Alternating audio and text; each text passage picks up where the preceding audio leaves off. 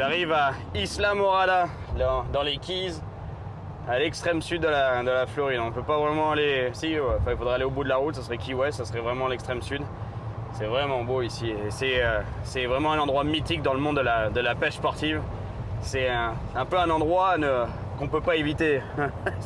D'ailleurs, en anglais, c'est the sport fishing capital of the world, la capitale mondiale de la pêche sportive.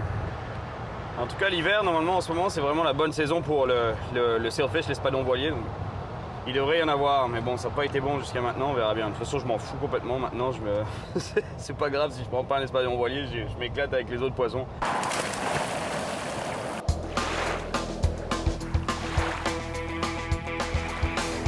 Après un petit bain, Cyril est prêt pour une bonne suée. Et elle devrait être assez garantie car il sort en mer avec de vrais pêcheurs du coin.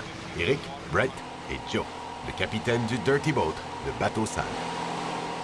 It's time to get the dirty boat dirty. Et pour le salir ce bateau, il commence par le chum, fait pour attirer les petits poissons à pas. They call us the sportfish capital of the world. Yeah, I call us the baitfish capital of the world. Easy to get bait fish, hein? C'est ça la quantité qu'il en a dans le filet. All right. On va essayer de les rejeter parce qu'on en a trop. On voulait faire prendre ça là, cigar minnows. Those we keep. Yeah. Mais on a pris plein de balayons en même temps puis on en a assez des balayons. Yes, I've never seen that. I'm telling you, it's like The baitfish for capital most of the fishermen world. around the world, this would be like they'd be getting an erection out of this, you know? Well, I had one when I got here. Oh yeah? Un petit déplacement vers un autre spot, question de prendre de plus gros appâts vivants et les gars seront prêts à plier leur canne sur de gros poissons. C'est un vrai aquarium là-dessus. On essaye de prendre que des speedos et puis d'essayer d'éviter de prendre les autres poissons. Je peux vous dire que c'est difficile. Mais ça, c'est les speedos. Exactement ça qu'on cherche. Parmi les poissons que ne veut pas prendre Joe, en voici un bien étrange. Il y a peine, hein? Yeah, you get AM and FM radio. Faut pas être beaucoup plus plat que ça.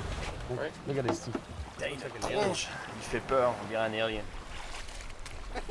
I love the way you get rid of the other guys. Thank you for your help. All right, guys, go catch some fish. Et ce qu'ils veulent, ce sont de gros poissons. Pas de problème. Joe, il a la coordonnée GPS magique pour ça. Une belle grosse épave dans une 60aine de mètres de profondeur. Et maintenant, l'heure est venue pour les speedos de retourner dans la chaîne alimentaire. Donc là, il y a une épave là-dessous à 220 pieds de profondeur. C'est à peu près 70 mètres de profondeur. Fish. You marking fish? Big time. Yeah? Big time? I like to hear that. Tel qu'on connaît Cyril, il aime les leurres artificielles. C'est pour ça qu'il veut jigger aussi. Mais sur un aussi bon spot, les vifs ne restent pas en vie très longtemps. There you go, rig her down. Nice Got him one. on. On va avoir un beau départ. Je sais pas ce que c'est, mais c'est un beau poisson. Et il veut retourner au fond. Bring her down. This That spot's is off. cool. That's what we're talking about. Moi, j'ai pris la canne qui est partie sur un départ avec un speedo monté avec un triple à l'avant et un triple sur le dos. Et qui était en surface. Ouf, pas très profond, non. Brett. Something. Oh, thanks. Saltwater fish. No pressure. What's that? We got all day. Yeah, I don't want to break him off. You know, I don't want to horse him. It's only 20 pounds, right? Wow, that's a good fish you got, man. That's a kingfish. They're always good fish on a Speedo. No little ones. Yay, Eric. All right, man. That's a good king. Yay, Brett. Ça, c'est du gros tazar. Beautiful animal. Un superbe tazar. Going back? Et notre mordu, qu'est-ce qu'il a au bout de la ligne? Je dirais soit un wahoo ou un gros kingfish. I think you have a big wahoo. He's coming up a little bit. You probably have another big kingfish too.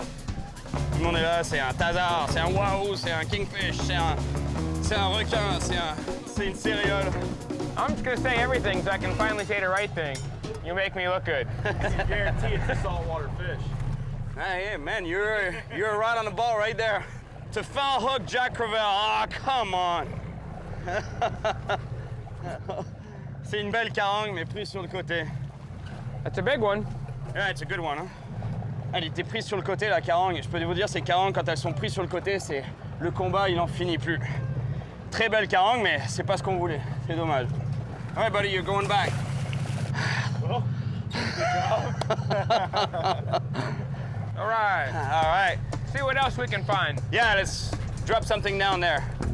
Again. Et pour ce qui est de Cyril, ce quelque chose qu'il laisse tomber au fond, c'est encore un jig. Il veut vraiment prendre du poisson au jig. All right. You take him, you turn, man. Looks like a good fish. Usually someone else Eric vient de se faire casser sur un très beau poisson. Broke him off? Le poisson s'est réfugié dans l'épave et la ligne a frotté contre les débris. Donc, Cyril monte du plus gros bas de ligne pour éviter de se faire casser sur l'épave par un très gros poisson. Je veux dire qu'il y a du poisson là-dessous.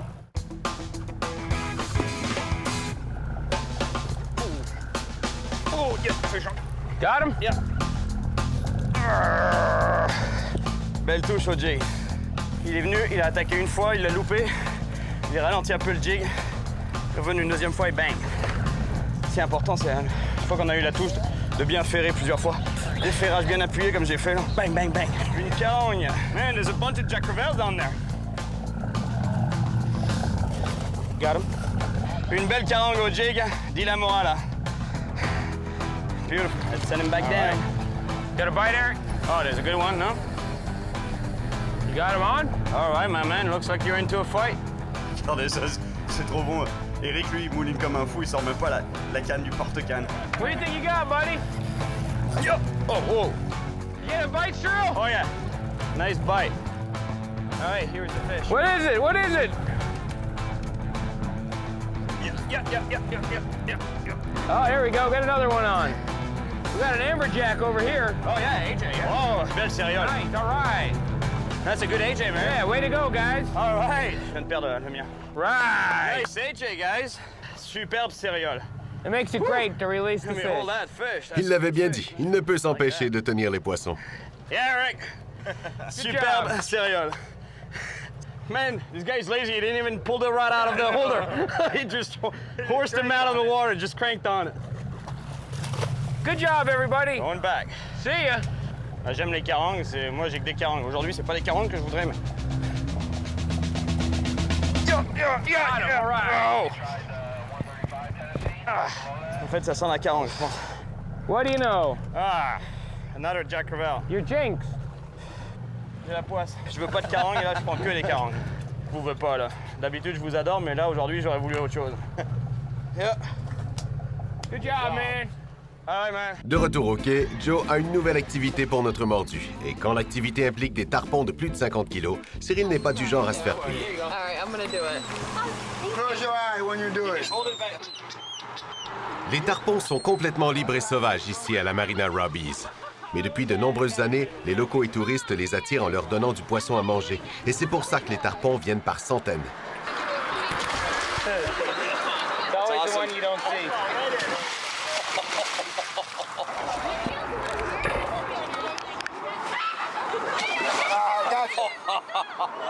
That's cool, huh? So that's what you do for a living? That's what I do for a living, buddy. Sometimes you put them chicken meat in.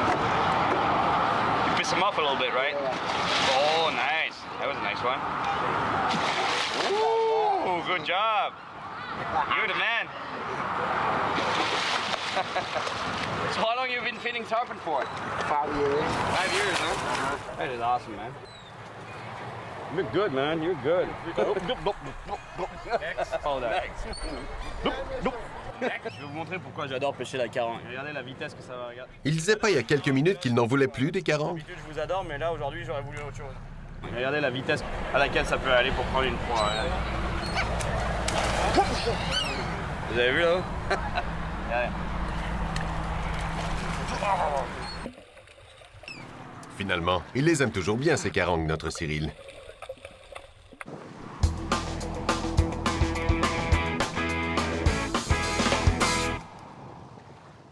J'attends Luis Rionda. Le gars, il m'a été décrit comme une machine de pêche. Il paraît que... Je crois qu'il est un peu pêcheur commercial, mais aussi pêcheur sportif. Et... Ouais. Je lui ai parlé, mais pas eu beaucoup d'informations. Mais apparemment, il sait ce qu'il fait.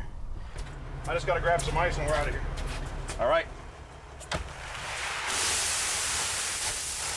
Hey, so you do some commercial fishing, right? Yes, mainly commercial, probably about half and half. Okay, all right. Maybe about 80, 90 days of chartering and I think 140 days of commercial fishing. Wow. Après Joe, on est dans la capitale du bait fish, du monde. They call that the bait fish capital of the world. Donc, devinez quoi? On va pêcher du bait, de l'appât. Vivant!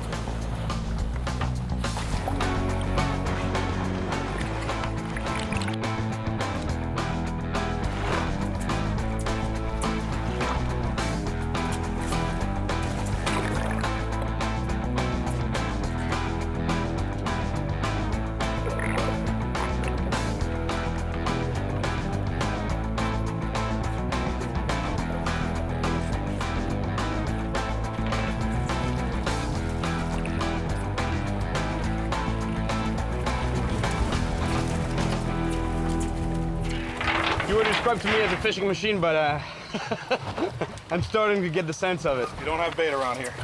You're in trouble. Ouais, alors, on a de l'appât. Bien qu'il soit à la poursuite d'un espadon voilier, Luis vient de recevoir un appel radio d'un de ses amis pêcheurs commerciaux qui a trouvé quelques cobias. Vu que le cobia est excellent à manger, notre Luis, aux instincts de pêcheur commercial, ne peut laisser passer ça. On va se faire de la pêche à la cobia à vue. Cyril, just drop it right in the water, right there, straight down. Right behind the boat, 15 feet. Perfect shot, perfect shot. Let it get to the bottom, all the way to the bottom. Leave the bail open, all the way to the bottom. It's on the bottom. Sure? Yeah, it's not deep. All right, jig, jig, jig, jig. Crank up, crank up. Actually, put a live blue runner on there. Put a fresh blue runner on there.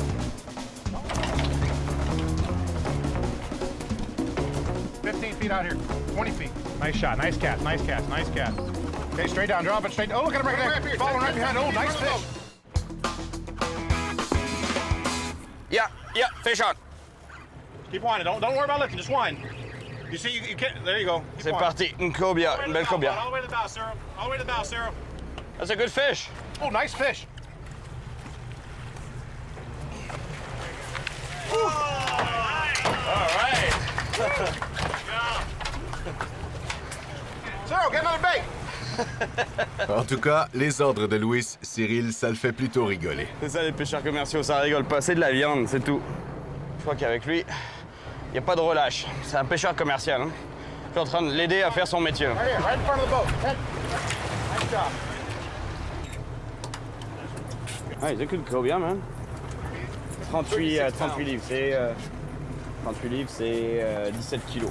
Notre Luis est un pêcheur commercial de métier et pour lui, le poisson, c'est de la viande. Ceci dit, maintenant qu'il s'est assuré quelques filets de cobia, Luis sort les cerfs-volants, comme avec Jimmy, pour essayer de prendre et de relâcher un espadon voilier. Et Cyril, lui, il a déjà lancé sa ligne. D'ailleurs, c'est Cyril qui a la première touche. C'est pas un silverfish, mais c'est un poisson. Et Luis vient juste de ferrer un poisson aussi. Toujours cool, les petits thons, ça se bat toujours bien. Tout ce qui est tonidé, c'est cool. Oh, we got the same fish, he ate both bait.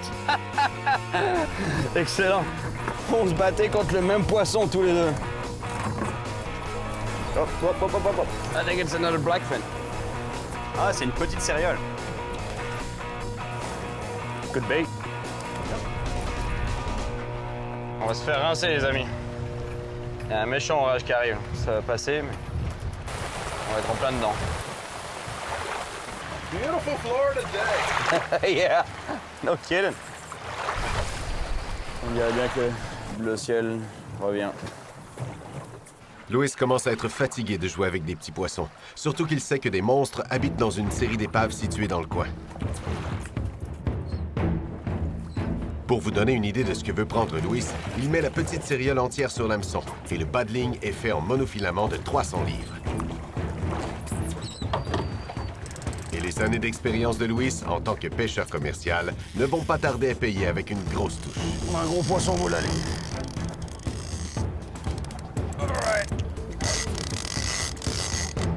So you gotta really push it more. Get them coming now. Try to get them coming. Les poissons, ils vivent dans les épaves. C'est pour ça on s'est servi un peu du bateau pour essayer de le sortir de l'épave. Pas qu'il retourne dedans.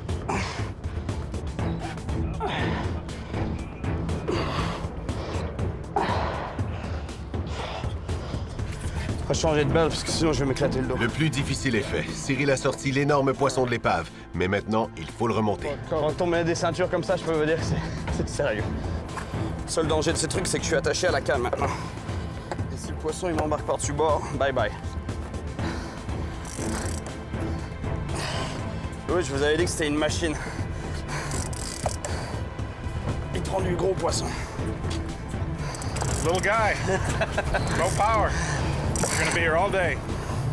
But it's a fish, right? It's not the bottom of the ocean. I think it's a wreck. It's only 60 feet down now. C'est mon dos qui a du mal. Ces trucs, ça me casse le dos.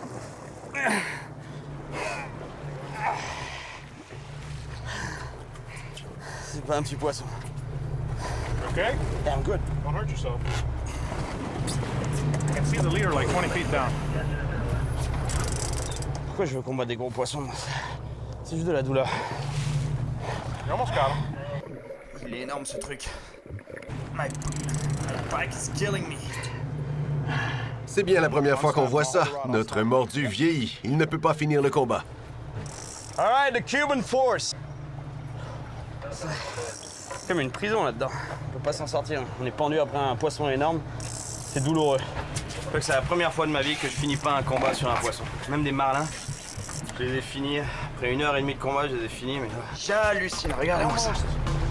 Probably right about 550, 600 pounds. Regardez-moi ce monstre. Oh my gosh. Only took me 20 seconds. 5 minutes. Notre mordu n'a peut-être pas pu terminer ce combat de titan, mais il aura l'honneur de rendre la liberté à ce gigantesque mérou. Regardez-moi la taille de ce mérou. Vous vous souvenez, en Floride, sur la côte ouest, à Boca Grande, j'en avais déjà pris qui faisait à peu près dans les 200 livres. C'était déjà des combats titanesques. Et là, celui-là, c'est un monstre.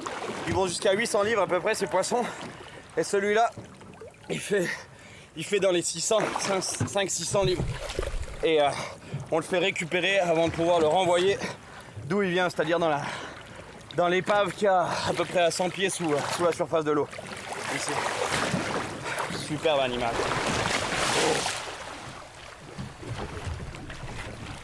Oh, il est prêt là. Il a envie de repartir. Ça y est, l'énorme mérou a repris des forces pour retourner d'où il vient. Il retourne dans son épave. Oui, une machine de pêche, ce gars.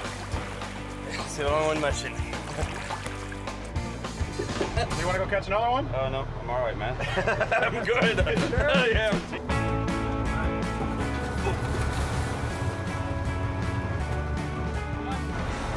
Je me sens un peu comme ça là en ce moment. Pas finir un combat, c'est pas très masculin. Ça. Crevette fraîche, on en a de la crevette fraîche. D'ailleurs, j'ai jamais goûté la crevette fraîche que t'as goûté. Bah il est là mon sirop de pêche. Au moins il y a de l'alcool ici. Je vais aller oublier mon sirop de pêche comme ça.